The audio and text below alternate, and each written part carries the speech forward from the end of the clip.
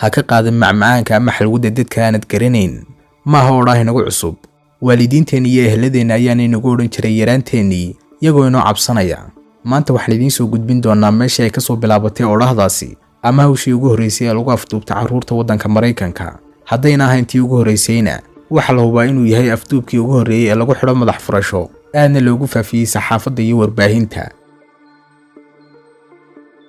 1 July sanadkii 1874 Charlie oo ahaa 4 sano jir iyo walaalkii Walter oo ahaa 6 jir waxay ahaayeen qaar ku ciyaaraya daaradda dabadda ee gurigooda oo ku yaalay magaalada Philadelphia. iyagoo ku guda jira ciyaartii waxa u soo dhawaaday 2 qof oo aan la garanayn waxayna u soo bandhigeen carruurta inay u iibinayaan xalwad. way ogolaadeen carruurtii waxayna koreen gaari faras gadaashiisa wayna socdeen oo waxay si degdeg uga fogaadeen gurigoodii. dabcan waa la isku khilaafay in carruurtu ay ahaayeen qaar garanaya raggan.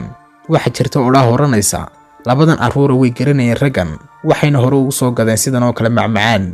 si kastaba ha ahaatee markii uu dhaqaaqay gaari faraska ay saarnaayeen Charlie ayaa bilaabay inuu ooyo wuxuuna doonayay in loo celiyo gurigooda. waxay istaageen meel dukaana hortiisa waxayna siiyeen labadii nin wiilkii Walter 25 senti waxayna u sheegeen inuu galo gudaha dukaanka uuna soo gado qaar ka mid ah waxyaabaha lagu ciyaaro.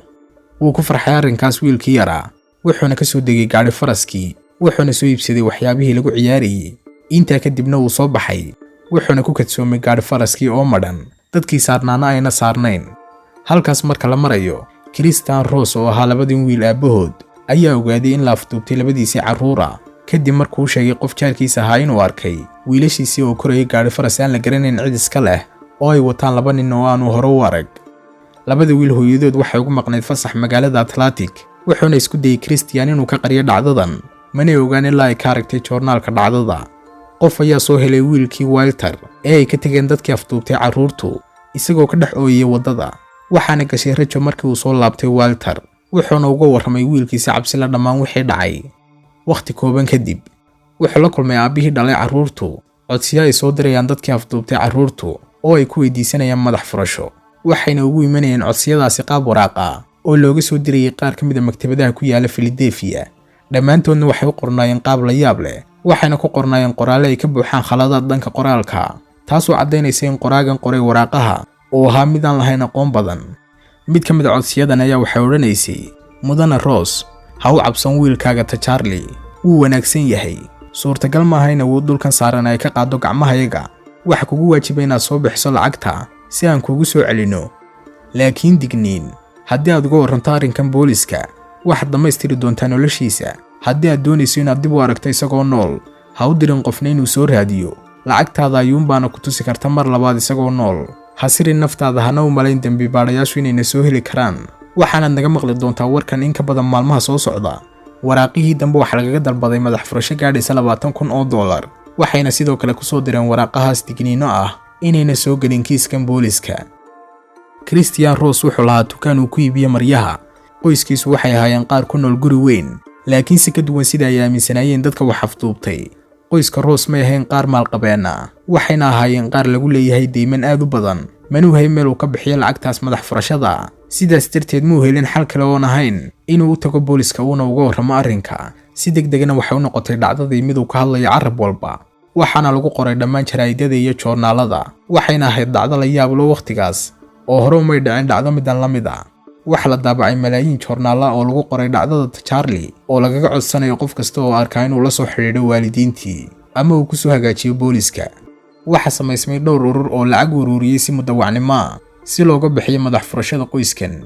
waxaana la ururiyay dhammaan lacagta ay dalbadeen dadkaasi laakiin dib looma arag afduubayaashii. waxaana go'ay wararkoodii gebi ahaanba kamanay dhalaan dhammaan warbaahinadii iyo daydaygii wax faa'iida. sanadkii 1875 micnaha 5 bilood kadib hawshii afduubka 2 nin oo lagu kala magacaabo William Musher iyo Joseph Douglas ayaa isku dayay inay xadaan guri iska leeyahay nin lagu magacaabo garsoore Charles Van Breen. habeenkaas garsooraha walaalkii oo joogay guriga ku xiga ayaa u sheegay in gurigiisa ay ka socdaan dhaqdhaqaaqyo wuxuuna soo ururiyay koox raga waxayna u soo dhaqaaqeen dhankii guriga. markii ay ku soo dhawaadeen guriga waxay arkeen 2 nin hadhkooda ama hooskooda oo dhex maraya guriga gudihiisa iskuna dayay inay ka baxsadaan guriga. waxay bilaabeen inay ku ridaan rasaas waxaana si degdeg ah dhulka ugu dhacay labadii nin. Waxa markiiba dhintay Mushar, waxaana soo gaadhay Douglas dhaawacyo halis ah oo u dhintay 2 saacadood kadib. Waxa awood u lahaa inuu hadlo, wuxuuna sheegay hadal ka dhigay dhammaan dadkii joogay goobta inay gariiraan.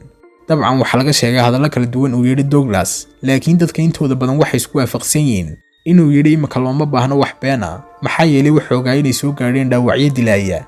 wuxuuna qirtay in isaga iyo saaxiibkii Mushar ay afduubteen wiilkii Charlie.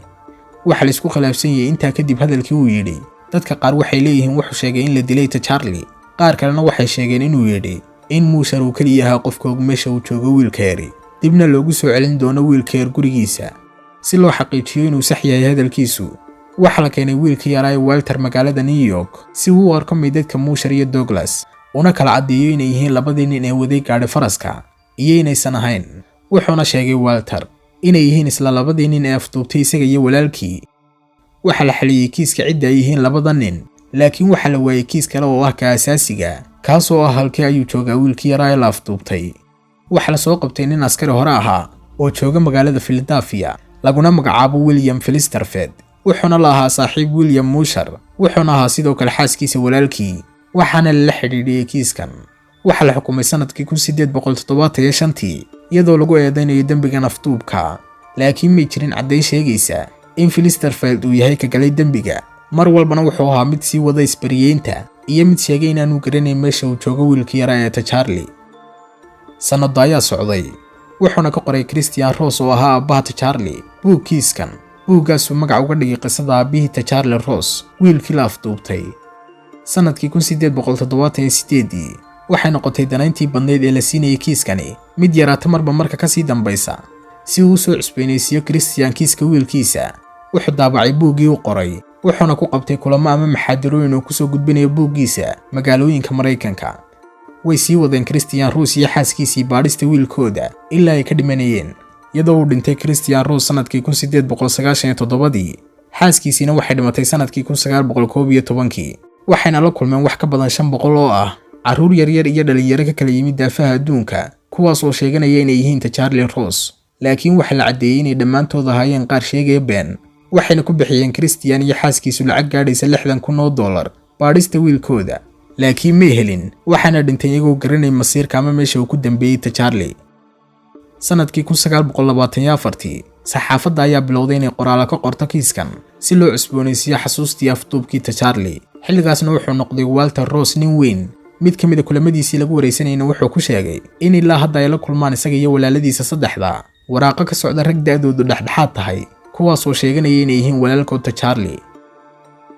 sanadkii 1934 Gustav Biller oo da'diisu ahayd 69 wuxuu soo bandhigay codsi maxkamadda uu ku sheegayo in isagu uu yahay Charlie Ross ka dhabta.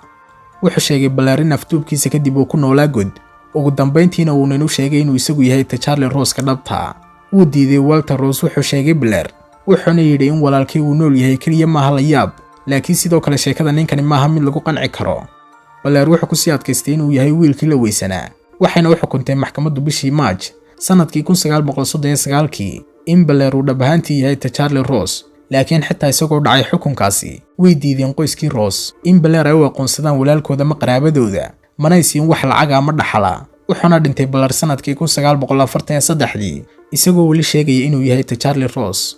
waxayna noqotay dhacdadaasi tii ugu horeysay ee loo aqoonsaday in la weydiiyo qof madax furasho. waxaana socday rubuc qarni kadib markii la arkay dhacdadii labaad ee taasoo kale ahayd oo dhacday qarnigii 20aad. waxaana la sheegaa in odhaahda ka qaada macmacaanka qofka aanad garanayn ay ka soo bilaabatay kiiska Charlie Ross. mar walba uga dig caruurtaada iyo walaalada arrinkan, waxaana dogsoonaatay in adduunka ay ka buuxaan dadka leh qalbiyada buka. ilaa maalinkan aan joognana arrinka Charlie wuxuu ahaaday mid muran ku jiro, cidna ma oga xaqiiqada aan ka ahayn Ilaahay. fadlan daawada haddii uu ku qanciyo muuqaalku like saar, hana iloobin haddii aad ku cusub tahay channelka ogaal cusub inaad subscribe saarto. waad mahadsan tahay.